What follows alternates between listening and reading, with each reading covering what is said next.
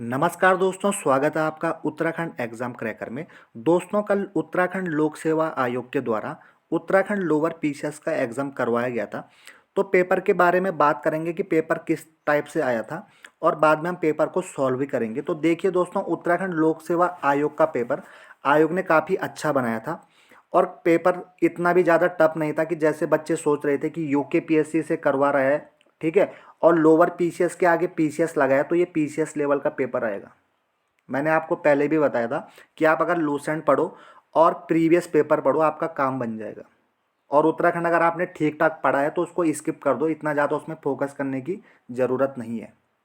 काफ़ी अभ्यर्थियों की क्वेरी भी आ रही थी कि सर इसके लिए एनसीईआरटी पढ़े, ठीक है, बर्नवाल पढ़े। मैंने आपको बोला था ये यूपीएससी आपको नहीं निकालना है, काफ़ी इजी पेपर आएगा।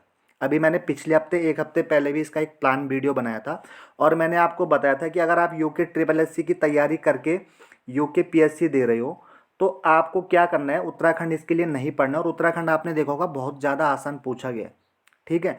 और इसके बाद मैंने आपको करंट अफेयर में भी, वो सॉरी, रीजनिंग में भी आपको बताया था कि 50 नंबर की रीजनिंग पूछी जाएगी, तो इसके लिए मैथ आप बिल्कुल ना पढ़ें। 4 या 5 नंबर की आपको मैथ देखने को मिलेगी और वो भी मैथमेटिकल रीजनिंग कहलाएगी। उसको आप ऑप्शन से सॉल्व कर सकते हो, मैथ को स्किप कर दें और केवल रीजनिंग पे फोकस करें। तो काफ़ी अभ्यर्थी कह रहे थे कि सर उसमें तो मैथ भी लिखा है, तो मैंने आपको बोला कि इन चीज़ों के चक्कर में ना पड़ें, ठीक है। आपको स्कोर गेन करना है, कन्फ्यूजन की स्थिति ना रखें। और ये जो लोअर पीसीएस का एग्ज़ाम था, ठीक है, इसके नाम में केवल पीसीएस लगा हुआ था दोस्तों। और इसी को देख के लड़के सोच रहे थे कि इसके नाम के आगे पीसीएस लगा है तो काफ़ी टफ पेपर आएगा और पीसीएस लेवल से पूछा जाएगा। और मैं आपको पहले भी बताता आ रहा हूँ कि केवल लूसेंट पढ़ के आपका यहाँ काम बन जाना था और प्रीवियस पेपर से आपका काम बन जाना था। तो अब पेपर को सॉल्व करते हैं दोस्तों। कि पेपर की कट ऑफ के बारे में भी बाद में अलग से एक वीडियो बनाएंगे कि कट ऑफ कितनी जा सकती है, लेकिन पेपर को सॉल्व करके देखते हैं कि पेपर किस टाइप से आया था। तो पहला सवाल देखते हैं कि दुनिया का सबसे ऊंचा थिएटर कहाँ शुरू किया गया था। तो इसका राइट आंसर हो जाएगा लद्दाख में। अगला सवाल देखते हैं, निम्न में किसको भंग नहीं किया जा सकता है किंतु समाप्त किया जा सकता है। तो दोस्तों इसका राइट आंसर हो जाएगा राज्य विधान परिषद। अगला सवाल देखते हैं, न्यायालय निम्न में से किस रिट के द्वारा किसी व्यक्ति को वह पद धारण करने से रोक सकता है जिसके लिए वह अधिकारी नहीं है। तो इसका राइट आंसर हो जाएगा अधिकार पृष्ठीय लेख। और देखिए दोस्तों, 31 अक्टूबर को जो ग्रुप सी का एग्जाम होता है उससे डायरेक्ट ये सवाल पूछा गया था, ठीक है। तो इसीलिए मैं आपको कहता आ रहा हूँ कि आप प्रीवियस पेपर जितने भी हैं, अगर आपने दिया है और नहीं भी दिया है तो आप उन्हें याद कीजिए। उससे आपको फ़ायदा क्या होगा कि आपको पता चल जाएगा कि पेपर किस टाइप से पूछा गया है और कौन कौन से सवाल रिपीट होते हैं और किस टॉपिक से ज़्यादा सवाल रिपीट होते हैं, आपको पेपर का आइडिया आएगा। अगला सवाल देखते हैं, निम्न में कौन सी एक नियामक संस्था है। तो इसका राइट आंसर हो जाएगा सेबी। अगला सवाल है, भारत के संविधान का कौन सा अनुच्छेद जिला नियोजन समिति का प्रावधान करता है। तो दोस्तों इसका राइट आंसर होगा अनुच्छेद 243 जेड। अब देखिए, इसमें कई बंदे कहते हैं कि सर तुक्का कैसे लगाएं, गैसिंग कैसे करें। तो देखिए दोस्तों, एग्जाम में मैं आपको साफ बात कहना चाहता हूं कि तुक्का लगा के भी कभी एग्जाम नहीं निकलता है। तुक्का उसका लगता है जिसने पढ़ा है, ठीक है, और बाद में हल्की गैसिंग चलती है, उसे तुक्का नहीं गैसिंग कहेंगे। अब देखिए, जिसे आप तुक्का कहते हैं इसे कहते हैं एलिमिनेशन मेथड। आप जानते हो कि 356 का संबंध किससे है, राष्ट्रपति शासन से, तो ये हो नहीं सकता है। 368 में क्या है, संविधान संशोधन, ये भी नहीं हो सकता है। अब बात आ गई 243 और 362 की, ठीक है। अब आप इन दोनों में से एक को आसानी से चूज कर सकते हो। अगला सवाल देखते हैं दोस्तों, 124वां संविधान संशोधन अधिनियम निम्न में किससे संबंधित है। तो इसका राइट आंसर है आर्थिक रूप से पिछड़े हुए वर्गों के लिए, ईडब्ल्यूएस से संबंधित है।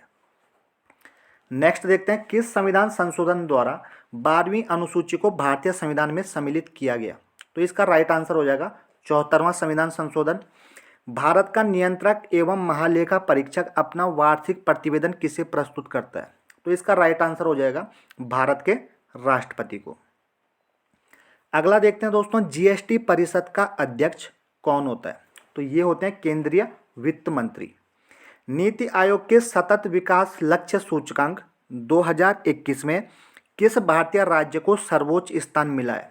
तो ये मिला है केरल को। अगला देखते हैं दोस्तों, सरकारिया आयोग का मुख्य कार्य क्या था, किससे संबंधित था। तो इसका संबंध था केंद्र राज्य संबंध। अगला सवाल है, यूएनडीपी की मानव विकास रिपोर्ट 2020 के अनुसार विश्व में भारत का मानव विकास सूचकांक क्या है? तो भारत की रैंक है दोस्तों 131। अगला सवाल है, फसल वर्ष 2020-21 के लिए भारत में राष्ट्रीय स्तर पर खाद्यान्न उत्पादन लक्ष्य था, तो ये था 301 मिलियन टन। नेक्स्ट पॉइंट देखते हैं दोस्तों, खुले बाजार की क्रियाएं निम्न में किससे संबंधित है? तो इसका राइट आंसर हो जाएगा मौद्रिक नीति से। राष्ट्रीय खाद्य सुरक्षा मिशन शुरू किया गया, तो ये किया गया 2007 और 8 में। तेंदुलकर समिति के आधार पर वर्ष 2011-12 के लिए भारत की गरीबी दर क्या थी? तो इसका राइट आंसर होगा दोस्तों 21.92। अगला सवाल देखते हैं, निम्न में सर्वोत्तम श्रेणी का कोयला कौन सा है? तो सबसे बेस्ट क्वालिटी का कोयला होता है एंथ्रासाइट। अगला सवाल देखते हैं, निम्न में से कपास की फसल के उत्पादन हेतु कौन सी मिट्टी सर्वाधिक उपयुक्त है? तो इसका राइट आंसर हो जाएगा काली मिट्टी। अगला है, जनगणना 2011 के अनुसार भारत की साक्षरता दर क्या थी? तो भारत की साक्षरता थी 74.04। नेक्स्ट देखते हैं, मुख्य केंद्रीय क्षेप पृथक करता है, तो ये पृथक करता है बृहद हिमालय तथा लघु हिमालय को। नेक्स्ट है, निम्न में कौन सी संस्था संवैधानिक संस्था है? तो इसका राइट आंसर हो जाएगा भारत का निर्वाचन आयोग। अगला सवाल देखते हैं दोस्तों, किस नदी के मुहाने पर आलियाबेट द्वीप स्थित है? तो इसका राइट आंसर है नर्मदा नदी। 2011 की जनगणना के अनुसार भारत में प्रति 1000 पुरुष महिलाओं की संख्या है, तो इसका राइट आंसर हो जाएगा 940। अगला सवाल देखते हैं, निम्न में कौन सा जोड़ा सही नहीं है? तो इसका राइट आंसर हो जाएगा नेपाल हिमालय। इसके बाद देखते हैं, निम्न दर्रों को पश्चिम से पूर्व के क्रम में सही लगाइए। तो इसको आपने पश्चिम से पूर्व के क्रम में सही लगाना है। तो सबसे पहले हो जाएगा जोजिला, फिर हो जाएगा सिपकिला, फिर हो जाएगा मुलिंगला, फिर हो जाएगा जयलिपला और अगला हो जाएगा बोमडिला। तो इसका राइट आंसर हो जाएगा ऑप्शन डी। अब देखिए दोस्तों, निम्न में कौन सी दक्षिण भारत की सबसे ऊंची चोटी है? तो इसका राइट आंसर हो जाएगा अन्नाई मुड़ी। उत्तराखंड राज्य की सबसे ऊंची चोटी कौन सी है? तो यह है नंदा देवी।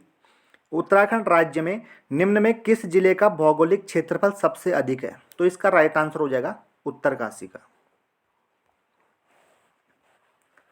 अगला देखते हैं दोस्तों, अलकनंदा की कौन सी सहायक नदी कर्णप्रयाग में मिलती है?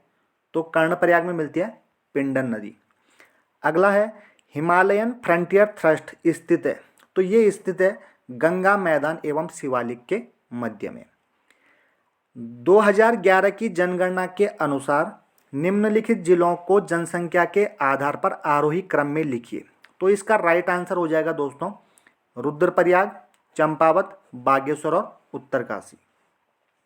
नेक्स्ट देखिए, 2001 से 11 के दशक में उत्तराखंड में जनसंख्या वृद्धि दर रही, तो ये थी 19.17%। अगला सवाल है, उत्तराखंड में सर्वाधिक नगरीकृत जिला कौन सा है? तो सबसे अधिक नगरीकृत जिला है देहरादून। अगला सवाल देखते हैं, माता टीला बहुउद्देशीय परियोजना किस नदी पर स्थित है? तो ये है बेतवा नदी पे। अगला सवाल है दोस्तों, निम्नलिखित में से ब्राह्मणों की कौन सी उपजाति स्थान के नाम पर आधारित नहीं है? तो इसका राइट आंसर होना चाहिए छिमवाल जाति। अगला सवाल देखते हैं, निम्न में कौन सी जनजाति उत्तराखंड से संबंधित नहीं है? तो इसका राइट आंसर है बैगा जनजाति। उत्तराखंड के जनमानस पर सर्वाधिक व्यापक प्रभाव किस संप्रदाय का पड़ा है? तो इसका राइट आंसर होना चाहिए मेरे अकॉर्डिंग नाथ संप्रदाय का। निम्नलिखित में से कौन सी एक लोक गाथा नहीं है? तो हारुल एक नृत्य है, तो हारुल लोक गाथा नहीं है।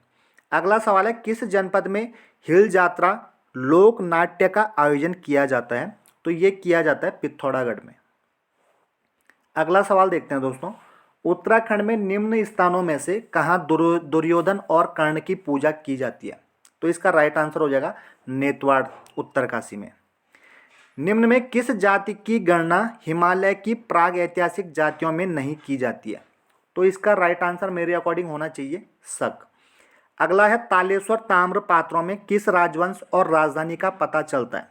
तो इसका राइट आंसर है पौरव और राजधानी ब्रह्मपुर। अगला सवाल देखिए दोस्तों,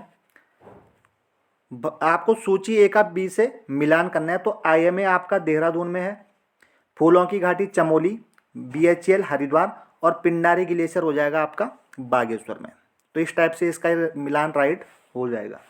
अगला देखते हैं, अल्मोड़ा के संस्थापक कौन थे? तो अल्मोड़ा के संस्थापक थे बालो कल्याण चंद। मैंने आपको पहले ही बताया था कि उत्तराखंड काफ़ी इजी पूछा जाएगा, उत्तराखंड पे ज़्यादा फोकस ना करें। अगला सवाल देखते हैं, 1658 ईस्वी में किस मुगल शहजादे ने श्रीनगर में शरण ली थी? तो ये ली थी सुलेमान सिको ने। उत्तराखंड में निम्न में से किस स्थान पर प्राचीन शिलालेख मिले थे? तो ये मिले थे कालसी से। कुमाऊं राज्य के चंदवंश का अंतिम शासक कौन था? तो चंदवंश का अंतिम शासक था महेंद्र चंद। अगला सवाल देखते हैं, गूंठ भूमि का अर्थ है। तो मंदिर को दी गई भूमि को क्या कहते थे? गूंठ भूमि कहते थे। अगला सवाल देखते हैं दोस्तों, हिमालयन डिस्ट्रिक्ट के लेखक कौन थे? तो इसका राइट आंसर हो जाएगा एटकिंसन। उत्तराखंड शासन की वीर चंद्र सिंह गढ़वाली योजना का संबंध किससे है? तो इसका संबंध है पर्यटन से। अब ये देखिए, ये पिछले पेपर में ये भी पूछा गया था ग्रुप सी में, लेकिन उसमें पूछा गया था इसका ईयर 2002। अगला देखिए दोस्तों, उत्तराखंड आर्थिक सर्वेक्षण के अनुसार उत्तराखंड के निम्न में किस जनपद की प्रति व्यक्ति आय सर्वाधिक रही 2016-17 में? तो इसका राइट आंसर होगा देहरादून में। अगला सवाल देखते हैं, निम्न में कौन सा युग्म सही सुमेलित नहीं है? तो खिरसू पौड़ी गढ़वाल में ये बिल्कुल सही है। औली चमोली में ये भी सही है। कौसानी पिथौरागढ़ में ये गलत है दोस्तों, इसका आंसर होना चाहिए कौसानी कहाँ पे? बागेश्वर में। और शीतला खेत अल्मोड़ा में है, ये भी सही है। तो कौसानी वाला क्या हो जाएगा? गलत मिलान हो जाएगा। भौगोलिक क्षेत्रफल की दृष्टि से उत्तराखंड राज्य भारतीय राज्यों में किस स्थान पर है? तो ये हो जाएगा 19वें स्थान पर। उत्तराखंड राज्य का लिंगानुपात 2011 की जनगणना के अनुसार कितना है? तो ये है 963। अगला सवाल देखते हैं, नीचे लिखे नामों में उस नेपाली राजा का नाम बताइए जिसने 12वीं सदी के अंत में खसदेश, केदार भूमि और दानव भूतल प्रदेश पर राज्य किया था। तो इसका राइट आंसर हो जाएगा दोस्तों अशोक चल। चिपको आंदोलन कहाँ से शुरू हुआ था? तो चिपको आंदोलन शुरू हुआ था चमोली से। उत्तराखंड में सर्वाधिक एवं न्यूनतम जनसंख्या वाला जनपद है। तो इसका राइट आंसर हो जाएगा हरिद्वार और रुद्रप्रयाग। भारत के प्रथम कृषि विश्वविद्यालय की स्थापना पंतनगर में हुई थी। तो ये हुई थी 17 नवंबर 1960 में। अगला सवाल देखते हैं, उत्तराखंड राज्य के अस्तित्व में आने के बाद पहली बार राष्ट्रपति शासन कब लगाया गया था? तो ये लगाया गया था 27 मार्च 2016 को। निम्न में से किस ब्रिटिश कुमाऊं के कमिश्नर ने पुलिस व्यवस्था के स्थान पर सामान्य प्रशासन के लिए पटवारी व्यवस्था लागू की थी? तो ये की थी ट्रेल के द्वारा। उत्तराखंड की विधानसभा में अनुसूचित जाति के प्रत्याशियों के लिए कितने स्थान आरक्षित रखे हैं? तो एससी के लिए 13 सीटें। ब्रिटिश गढ़वाल का 1840 में मुख्यालय कहाँ था? तो इसका राइट आंसर हो जाएगा पौड़ी में। अगला सवाल है, उत्तराखंड में पंचायतों की वित्तीय स्थिति का पुनर्विलोकन करने हेतु राज्य वित्त आयोग का गठन कौन करता है? तो इसका राइट आंसर हो जाएगा राज्यपाल। अगला सवाल देखते हैं, अटल न्यू इंडिया चैलेंज किस वर्ष से प्रारंभ किया गया? तो ये किया गया 2020 में। ग्रामीण एवं कृषि विकास समिति की स्थापना कहाँ की गई थी? तो ये की गई थी हल्द्वानी में। नैनीताल में राजभवन की स्थापना किस वर्ष की गई थी? तो ये की गई थी 1897 में। अगला सवाल देखते हैं, कुमाऊं मंडल विकास निगम एवं गढ़वाल मंडल विकास निगम की स्थापना कब की गई? तो ये की गई थी 31 मार्च 1976 को। अगला सवाल देखते हैं दोस्तों, 2011 की जनगणना के अनुसार उत्तराखंड राज्य की कुल जनसंख्या में अनुसूचित जाति का प्रतिशत है। तो यह है 18.76%। अगला है, स्टॉकहोम में प्रथम बार पर्यावरण पर संगोष्ठी किस वर्ष प्रस्तावित की गई थी? तो ये की गई थी 1972 में। अगला सवाल देखते हैं, उत्तराखंड राज्य में वनों के क्षेत्रफल कितना है, वनों का क्षेत्रफल कितना है। अब देखिए दोस्तों, इसमें रिपोर्ट नहीं पूछी गई है कि किस रिपोर्ट के अनुसार आयोग पूछना चाह रहा है, ठीक है। तो मेरे अकॉर्डिंग इसका राइट आंसर होना चाहिए ऑप्शन डी, क्योंकि उत्तराखंड का जो क्षेत्रफल है वो है 53,000। उत्तराखंड का क्षेत्रफल है 53,483 किलोमीटर स्क्वायर। इसके लगभग 44% क्षेत्रफल क्या है, वन है। तो इसका 44% अगर आप लगभग निकालोगे तो ये 24,000 के समथिंग आएगा, ठीक है, 23-24,000 के। तो इसका राइट आंसर मेरे अकॉर्डिंग डी होना चाहिए। अगला देखते हैं दोस्तों, झिरोली व चंडाक में कौन सा खनिज मुख्य रूप से पाया जाता है। तो ये पाया जाता है मैग्नेसाइट। सघन पादप केंद्र उत्तराखंड में किस स्थान पर स्थित है। तो यह है सैलाकुई में। 2011 की जनगणना के अनुसार उत्तराखंड के किस जनपद में महिला साक्षरता न्यूनतम थी। तो इसका राइट आंसर हो जाएगा दोस्तों उत्तरकाशी। अगला सवाल देखते हैं, हिमालय के लिए उत्तराखंड आजीविका सुधार प्रोजेक्ट प्रबंधित किया जाता है। तो ये किया जाता है जिला ग्रामीण विकास अभिकरण के द्वारा। अगला सवाल है, सूची ए का बी से आपने मिलान करना है। तो सबसे अधिक क्षेत्रफल हो जाएगा आपका उत्तरकाशी, न्यूनतम क्षेत्रफल हो जाएगा आपका चंपावत, सबसे अधिक जनसंख्या हो जाएगी हरिद्वार की, और अधिकतम साक्षरता हो जाएगी आपकी देहरादून की। अगला सवाल देखते हैं, निम्न में कौन सी मद उत्तराखंड राज्य के सकल घरेलू उत्पाद के आकलन में 2019-20 के दौरान प्राथमिक क्षेत्र में सम्मिलित नहीं थी। तो इसका राइट आंसर होना चाहिए दोस्तों ऑप्शन डी, इनमें से कोई नहीं। उत्तराखंड राज्य सरकार द्वारा किस तिथि से किसान प्रोत्साहन पेंशन योजना प्रारंभ की गई थी। तो इसका राइट आंसर है 15 अगस्त 2014 में। अगला सवाल देखते हैं, फिरोमोन्स उदाहरण है। तो ये है बाह्य हार्मोन के, आइसोटोनिक घोलों के समान होते हैं उनके परासरण दाव। निम्न में किसके कारण आसमान नीला दिखाई पड़ता है। तो आसमान नीला दिखाई देता है प्रकीर्णन के द्वारा। अगला सवाल है, प्रथम ट्रांसजेनिक जंतु का नाम बताइए। तो इसका नाम था डॉली। अगला सवाल, निम्न में कौन एक वाष्पशील कार्बनिक यौगिक नहीं है। तो इसका राइट आंसर हो जाएगा HCl हाइड्रोक्लोरिक अम्ल। अगला सवाल देखते हैं दोस्तों, निम्न में कौन एक ऑपरेटिंग सिस्टम नहीं है। तो ऑपरेटिंग सिस्टम नहीं है जावा। डायोड का उपयोग किया जाता है। तो डायोड का उपयोग किया जाता है प्रत्यावर्ती धारा को एक दिश धारा में बदलने के लिए। निम्न में कौन सल्फर डाइऑक्साइड प्रदूषण का सर्वोत्तम सूचक है। तो इसका राइट आंसर हो जाएगा सहवाल लाइकेंस। अगला सवाल देखते हैं, यूरिक अम्ल नामक नत्रजनीय अपशिष्ट उत्सर्जित किया जाता है। तो ये किया जाता है पक्षी तथा छिपकलियों दोनों के द्वारा। प्रसिद्ध समाचार पत्र इंडियन ओपिनियन किसके द्वारा प्रारंभ किया गया था। तो ये किया गया था महात्मा गांधी के द्वारा। अगला सवाल देखते हैं, शिक्षा की वर्धा योजना किसके द्वारा प्रस्तावित थी। तो ये थी महात्मा गांधी के द्वारा प्रस्तावित। अगला सवाल देखते हैं, एक अनावृत बीजी की पत्ती में 16 गुणसूत्र हैं। तो इसके भ्रूणपोष में गुणसूत्र कितने होंगे। तो इसका राइट आंसर हो जाएगा 8। अगला सवाल देखते हैं दोस्तों, A.O. ह्यूम का वह जीवनी लेखक जो बाद में इंडियन नेशनल कांग्रेस का अध्यक्ष बना। तो ये हो जाएंगे right answer William Baden burn. अगला सवाल, 3 कठिया अनुबंध किस आंदोलन से संबंधित था। तो ये संबंधित था चंपारण सत्याग्रह से। 16वें प्रवासी भारतीय दिवस की थीम क्या थी। तो ये थी आत्मनिर्भर भारत में योगदान। अगला देखते हैं, 2020 में हिंदी कविता के लिए साहित्य अकादमी पुरस्कार किसे मिला। तो ये मिला अनामिका को। वर्तमान में दिल्ली का उपराज्यपाल कौन है। तो दिल्ली के उपराज्यपाल हैं अनिल बैंजल। अगला सवाल देखते हैं, 2020-21 के लिए फिक्की का नया अध्यक्ष किसे नियुक्त किया गया था। तो ये किया गया था उदय शंकर को। अगला सवाल है दोस्तों, किस खिलाड़ी ने टोक्यो पैरालंपिक में एथलेटिक्स का स्वर्ण पदक जीता था। तो ये राइट आंसर इसका हो जाएगा सुमित अंतिल। अगला सवाल है, 108वें भारतीय विज्ञान कांग्रेस का आयोजन 2022 में होगा। तो ये हो इसका राइट आंसर है पुणे में। नोबेल शांति पुरस्कार 2021 के विजेता किस देश से संबंधित हैं। तो इसका राइट आंसर है फिलीपींस और रूस से।